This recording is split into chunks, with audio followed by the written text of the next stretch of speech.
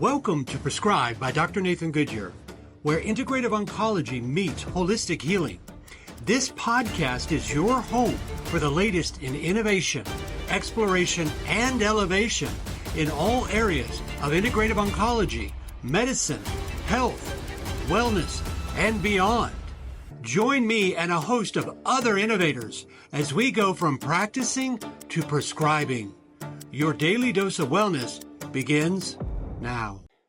Welcome to another hot take by Dr. Nathan Goodyear. I love vitamin C.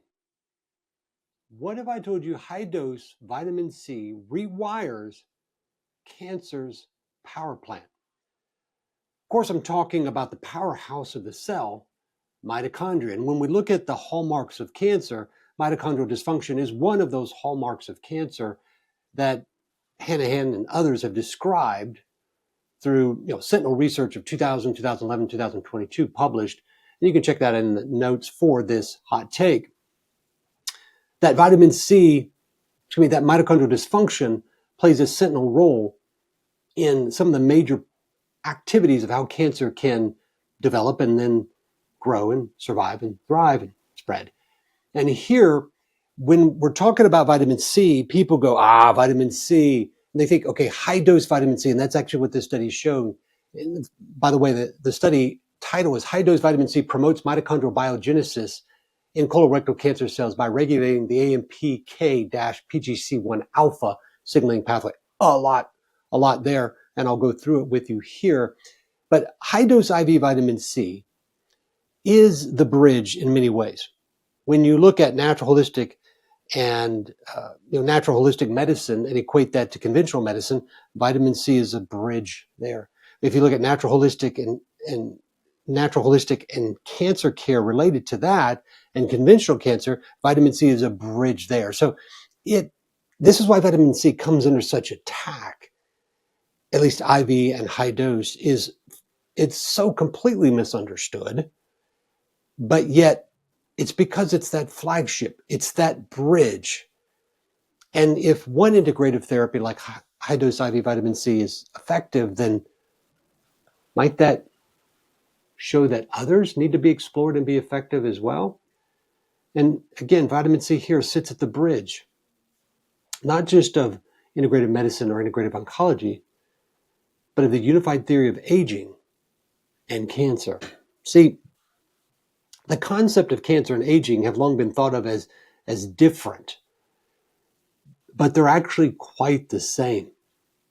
And vitamin C sits at a pivotal point, a bridge between those two. So it's another bridge, another flagship, another award for vitamin C. Now, this was a preclinical study.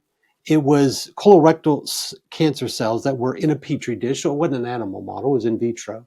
And they provided high dose vitamin C into that cell culture. And they looked at two cell lines. They had the HCT1166 colorectal cancer cell lines, but then they had normal colorectal epithelial cells. So they had the cancer cells, and then they had the non-cancer cells, the healthy. And then what they wanted to see is, what does vitamin C's impact have on those cancer cells? And when we look at vitamin C's mechanisms here, we have to understand that the impact here that this study is going to talk about is on the metabolism. Most people go, metabolism, cancer loves sugar. Yes, it does. It loves a lot of things, okay? But Dr. Otto Warburg, back in the 1930s, he described how cancer metabolically behaves in a way that it should when it doesn't have oxygen, yet oxygen's present, called aerobic glycolysis. It's a Warburg effect.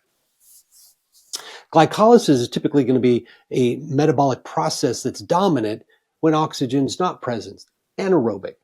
But in the presence here that Otto Warburg described, it was a presence of oxygen, yet that metabolic inefficiency, the glycolysis, dominated.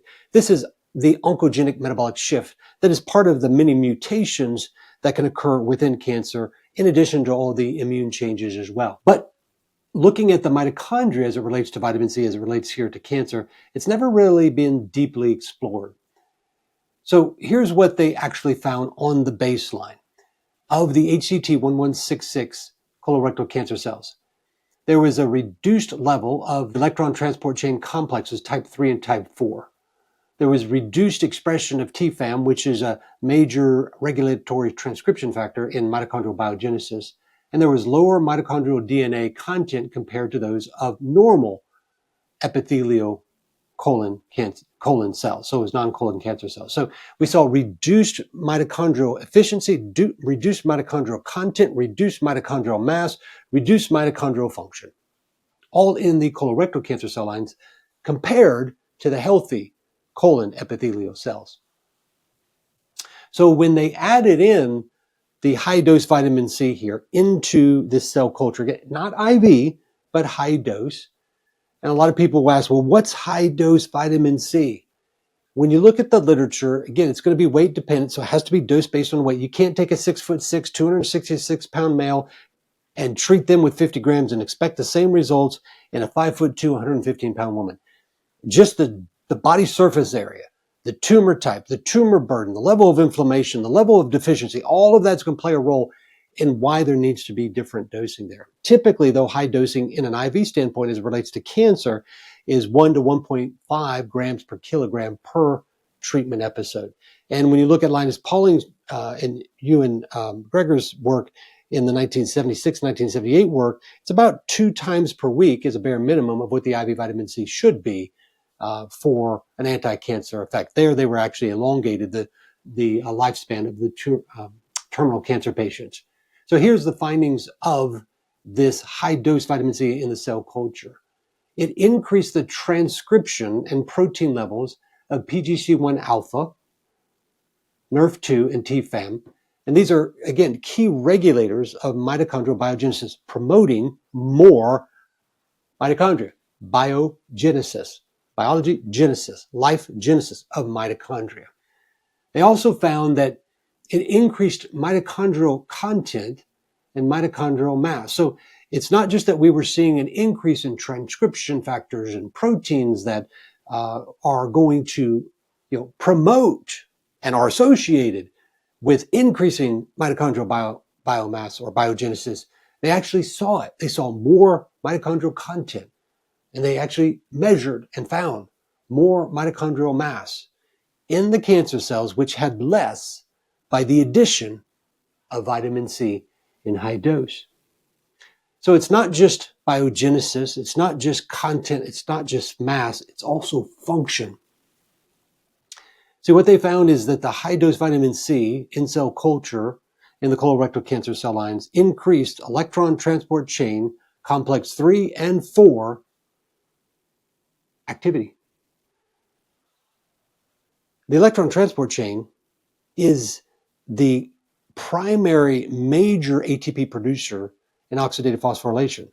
We have glycolysis, we have Krebs cycle, and then the electron transport chain, taking glucose and moving it towards 38 molecules ATP. Glycolysis is because cancer is growing very fast. Of course, mutations do this, and it pivots away from that oxidative phosphorylation, which there's a significant increase in reactive oxygenation species. The cancer cell can't have that because of reduced catalase, superoxide dismutase, and glutathione.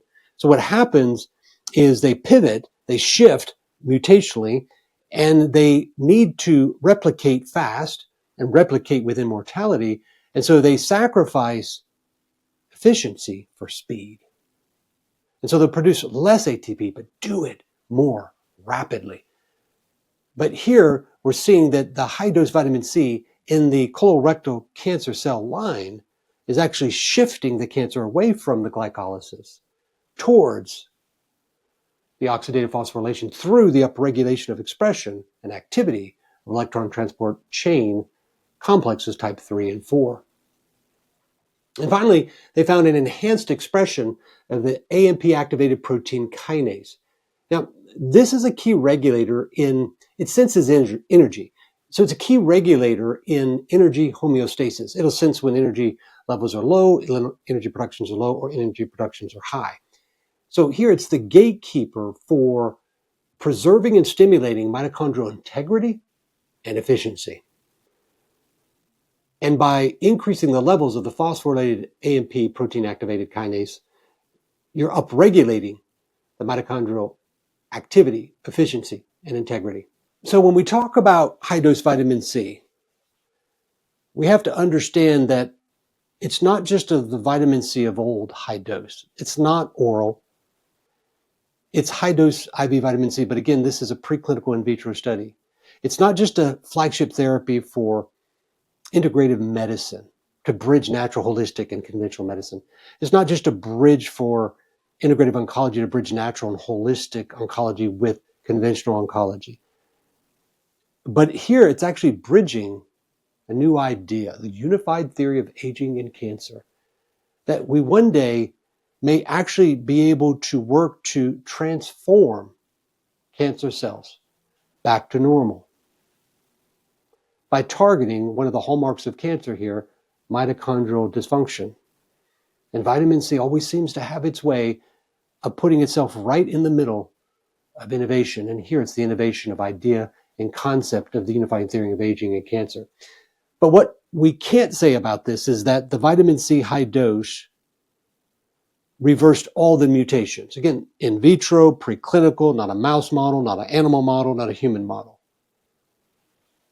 But what it did is it shifted the phenotype. It shifted the dominant metabolism of the cancer, a one that was inefficient, yet fast, glycolysis dominant. And yet it pivoted to oxidative phosphorylation, improving the mitochondrial number, genesis, function, energy output, oxidative phosphorylation, increasing oxidative stress, thereby actually weakening the tumor, because the tumor has reduced catalase, superoxide dismutase, and glutathione, as I mentioned. These are detoxification enzymes that counter that oxidative stress. So here, the vitamin C is actually weakening the cancer, making it more vulnerable, but also on its own, impairing cancer progression simply because it's acting at that bridge. That is the unified theory of aging and cancer, and mitochondria is right there. Thank you for joining me on this Hot Take with Dr. Nathan Goodyear. I'll see you on the next Hot Take. And as always, check out the comments, the notes below, because that's going to be where you find the supporting evidence for this post. Thanks for joining us on this episode of the Prescribe Podcast. All references supporting this episode can be found on the prescribe.com website. That's pre-scribe.com. To get your next dose of medical innovation, make sure you subscribe to Prescribe. We'll see you for your next refill.